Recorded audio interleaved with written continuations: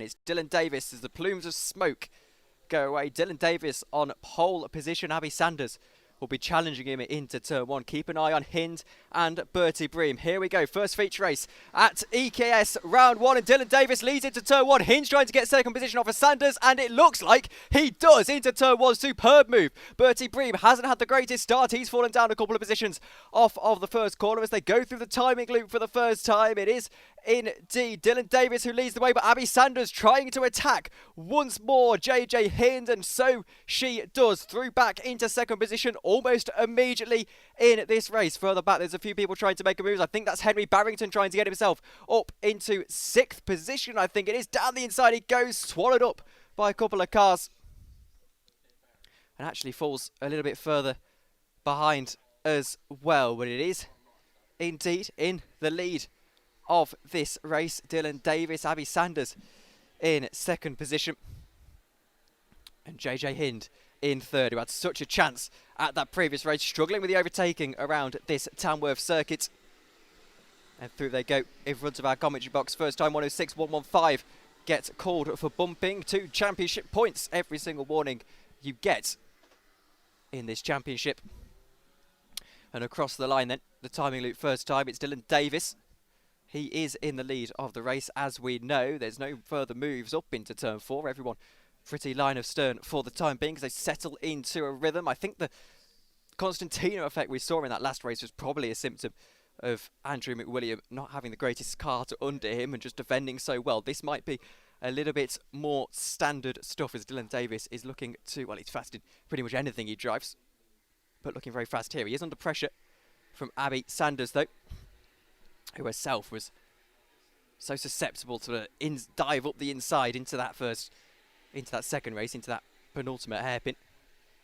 And now as they head through turn one, it is Dylan Davis who leads the way. Abby Sanders applying a little bit of pressure to him. Everyone else is pretty line of stern. I can see Henry Barrington under a little bit of pressure from the 1, 2, 3 car of Callum Bendelo. But across the line, Dylan Davis leading from Abby Sanders, JJ Hind in third position, Bertie Bream in fourth, Oscar Lee fifth, Langford and Barrington sixth and seventh as they go through turn 4. Now Sanders is still trying to attack. They're just slightly dropping JJ Hind, who's falling into the clutches of Bertie Bream. And through the second off-camber hairpin they go, and it's still Dylan Davis holding on to the lead of this race. Here they go then. Sanders trying to invite herself down the inside on that occasion. Not quite able to find it. Through the kink we go now.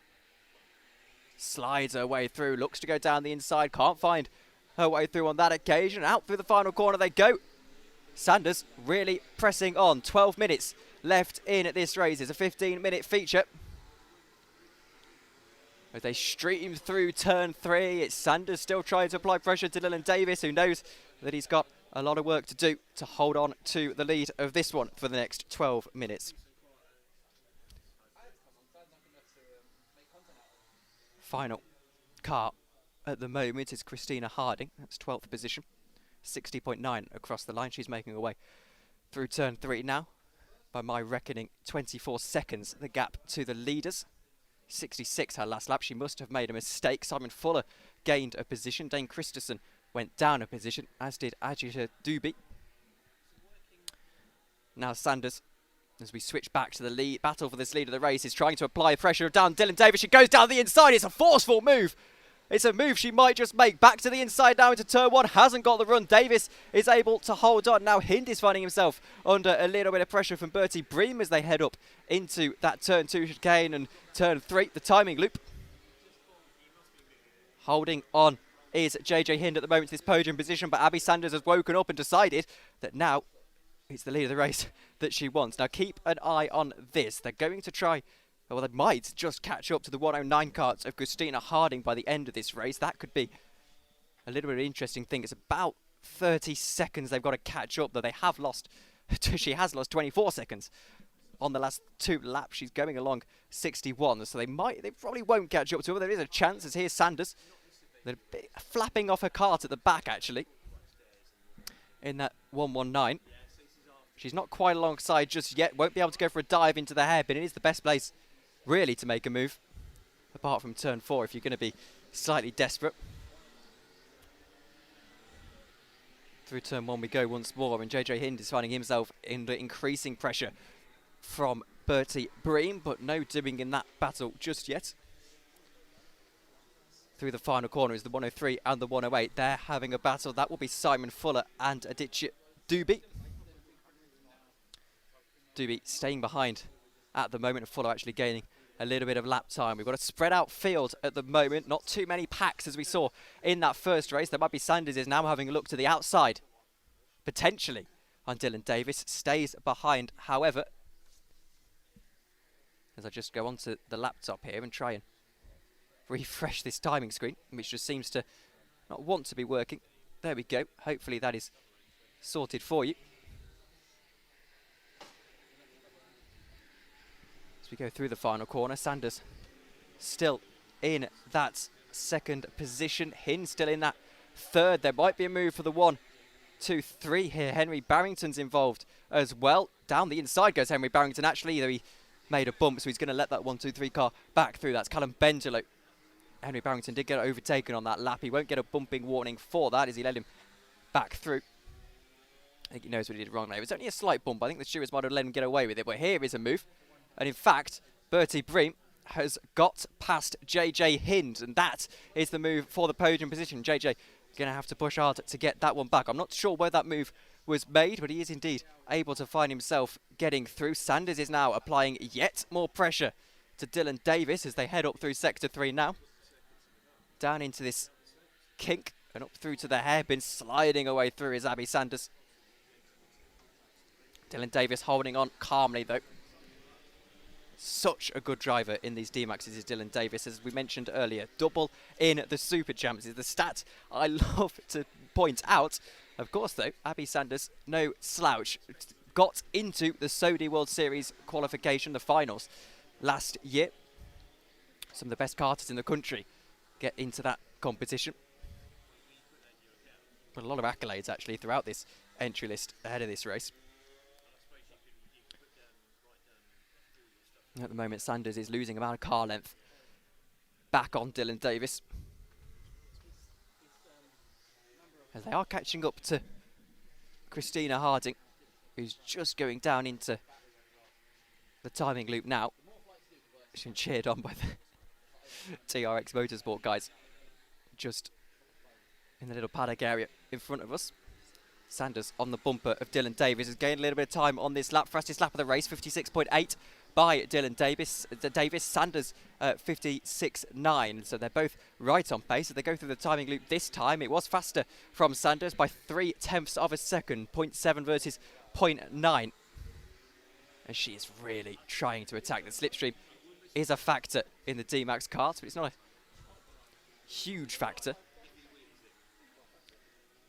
Dylan Davis, by the way, is looking for a clean sweep of the 3 races that he's been in. You can't really get much better than that. Meanwhile, Bertie Bream is still ahead of JJ Hind, and he's staying ahead of JJ Hind. On my screen, it's saying that JJ Hind is Oscar Lee. I can tell you for a fact, it's definitely JJ Hind, because that's what it says on the back of his shirt. So, not too sure what's going on with that timing screen, but we'll leave it for the moment. Hopefully no timing glitch has affected JJ Hind here, because I can tell you, trust your eyes, not the screen, with 6 minutes to go in this race, that he is in 4th position. Abby Sanders is still in 2nd, of course. Dylan Davis under pressure, but holding on at the moment as they head up through turn 4 into what you'd probably call turn 5. Then up through the one corner that's slightly obscured from our vision, as JJ Hind has actually registered 12th position across the line there, which is definitely not true. He is 4th. I can see him in 4th. So obviously there's been some kind of timing error. It's registering Oscar Lee as 4th, which isn't the case. Bertie Bream is 3rd. That is true. Don't know what it says on the timing screen on the laptop, which seems to not want to refresh, which is slightly frustrating on the laptop. It says it's okay, so I'm not too sure what's going on there. As Dylan Davis pulls out another couple of car lengths from Abby Sanders. I think it's going to be very difficult for her to make a move in the next 5.5 minutes of this race. The only real battle that's happening out on circuit now as Simon Fuller starts to find his way up the order actually involves Tom Langford. This is for 7th position. It's Callum Bendelow in the 1-2-3 attacking Tom. As they cross the line, the timing going a little bit haywire, but it is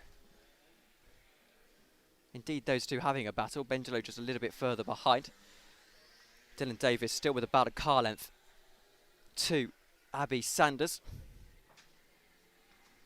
Interesting race. And you do have to feel for JJ Hind, who now finds himself back in 4th position on the timing screen. Though he's losing time to Bertie Bream, who's holding on firm to that 3rd position.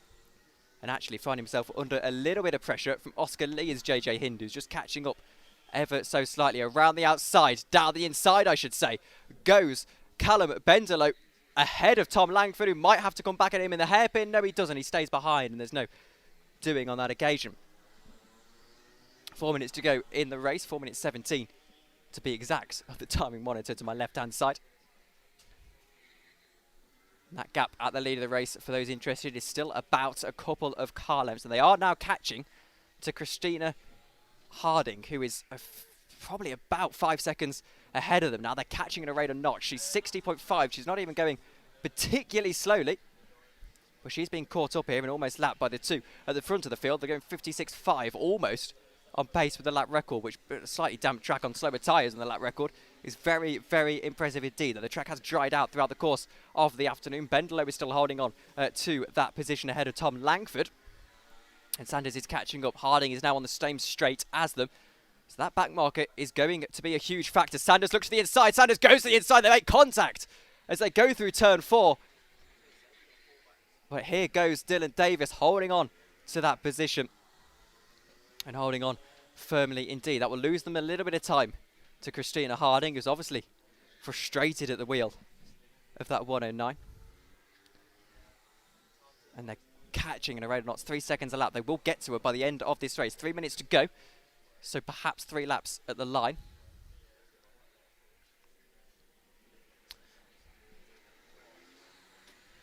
Here goes Dylan Davis. And in fact, they've all but caught up to Christina Harding. He's going to have to get out of the way in a minute's time.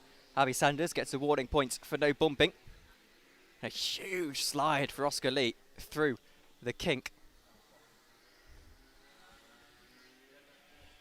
Sanders not able to find a way through just yet, as they have now caught up to Harding, who has to get out of the way. And in fact, they've made contact with her. She should have had blue flags. But in her defence, they didn't show them to her. There's not really much she could have done. I think when Dylan Davis is coming through, he's coming through regardless of what happens.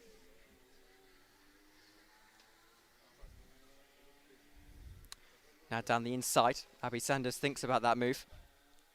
Has to stay behind though, as she has done for the majority of this race actually. Though now maybe into the hairpin. That one move for them as more lap traffic. This time it's Adji Duby, and must have had an incident. 1 minute to go. Probably 2 more laps, I would suspect. 1:45 onto the clock. They will squeeze another one in, I think, after this. So Abby Sanders, 2 laps to go. 2 laps to try and find this move and take the clean sweep away from Dylan Davis, who is going through turn 5 now. And holding on. They've got more lap traffic ahead of them. The karts obviously, a few people obviously struggling in the karts. I think that might still be Doobie, actually. Dylan Davis trying to get his way through this traffic, and it's not going to be easy for him. The traffic's going to defend, and this might allow Sanders to try to get through as well. She does. He pulls to the outside. It's good driving from the back marker.